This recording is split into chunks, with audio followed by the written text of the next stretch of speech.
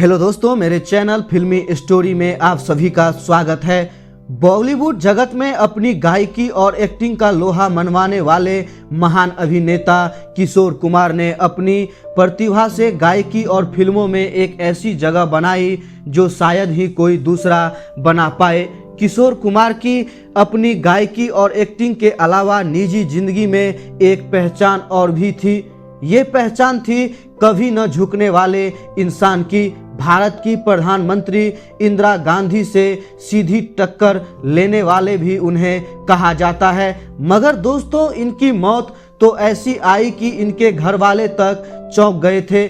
चलिए आज हम किशोर कुमार के बारे में कुछ अनसुनी बातें आपको बताते हैं।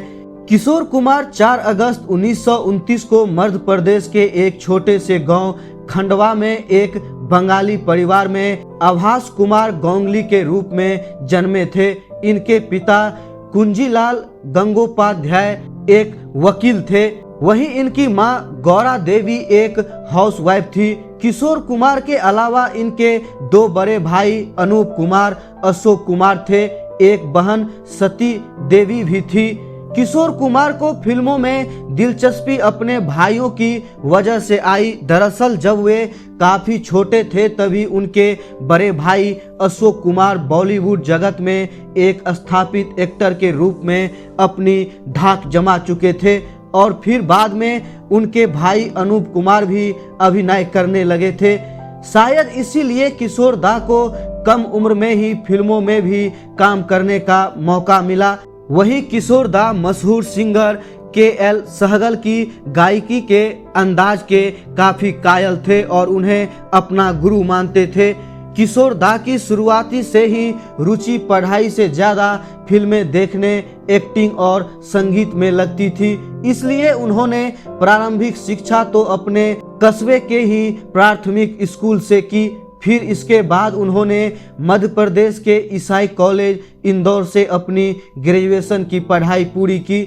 किशोर दा ने साल 1946 में महज 17 साल की उम्र में फिल्म शिकारी में पहली बार एक फिल्म अभिनेता के तौर पर अपना डेब्यू किया था, जबकि साल 1948 में किशोर दा ने एक सिंगर के तौर पर पहली बार फिल्म जिद्दी के लिए मरने की दुआ क्यों मांगू गाना गाया था। इसके कुछ दिनों बाद भी किशोर दा ने अपने अभिनय के अंदाज से बॉलीवुड की दुनिया में अपनी एक अलग धाक बना ली थी।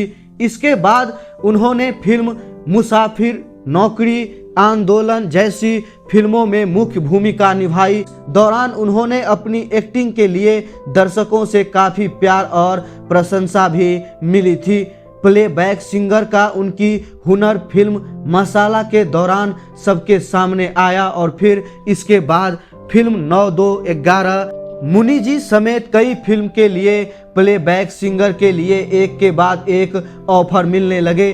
किशोर दा की छवि लोगों के बीच एक अच्छे प्लेबैक सिंगर के रूप में ही थी, बल्कि उन्होंने अपनी शानदार अदाकारी से भी लाखों प्रशंसकों के दिलों में अपने लिए जगह बनाई थी। किशोर कुमार के द्वारा किए गए कॉमेडी रोल को दर्शकों द्वारा खूब पसंद किया गया था। फिल्म पड़ोसन, हाफ टिकट, नई दिल्ली, आशा, चलती का नाम गाड़ी में वे कॉमेडी भूमिका में नजर आए, जिसे लोगों द्वारा खूब सराहा गया। 1960 की दशक में किशोर दा ने फिल्म डायरेक्टर के तौर पर फिल्म जगत में अपनी किस्मत आजमाई और वे इसमें काफी हद तक सफल भी हुए। आपको बता दें, उन्होंने साल 1961 में रिलीज हुई फिल्म झुमरू के लिए फिल्म अभिनेता, सिंगर, प्रोड्यूसर, म्यूजिशियन और डायरेक्टर के तौर पर काम किया। इसके अलावा किशोर दा ने फिल्म दूर वादियों में कहीं और दूर का राही फिल्मों में भी अपनी महत्वपूर्ण भूमिका अदा की। किशोर दा की दिलकश आवाज में आखिरी बार साल 1988 में उनकी मृत्यु के बाद फिल्म वक्त की आवाज के लिए गाने रिकॉर्ड किए गए। किशोर कुमार से जुड़े विवाद भी बहुत ही दिलचस्प है, जिसे सुनकर आप भी चौंक जाएंगे। साल 1980 के दशक के दौरान दिलीप कुमार बॉलीवुड के मशहूर अभिनेता अमिताभ बच्चन के साथ अपने संबंध को लेकर काफी चर्चा में रहे। दरअसल उस दौर में अमिताभ बच्चन ने दिलीप कुमार के प्रोडक्शन में बनने वाली फिल्म ममता की छांव में एक गेस्ट अपेयर का रोल निभाने से मना कर दिया था। वहीं इसके बाद किशोर दा ने भी अमिताभ की फिल्मों के लिए प्लेबैक सिंगर करनी बंद कर दी थी। दोनों के बीच यह विवाद करीब 5 सालों तक रहा। हालांकि बाद में दोनों के बीच समझौता हुआ और फिर किशोर दा ने अमिताभ बच्चन की फिल्म तूफान में अपनी सुरीली आवाज दी थी। यह फिल्म किशोर दा की मृत्यु के बाद साल 1989 में रिलीज हुई थी। साल 1960 में किशोर कुमार को भारत सरकार की इनकम टैक्स चोरी का आरोप भी लगा था, जिसके चलते किशोर दा को लोगों द्वारा काफी अपमानित होना पड़ा था। लोगों की तीखी टिप्पणी सुननी पड़ी थी। इस दौरान किशोर दा की प्रतिष्ठा पर भी काफी प्रभाव पड़ा था।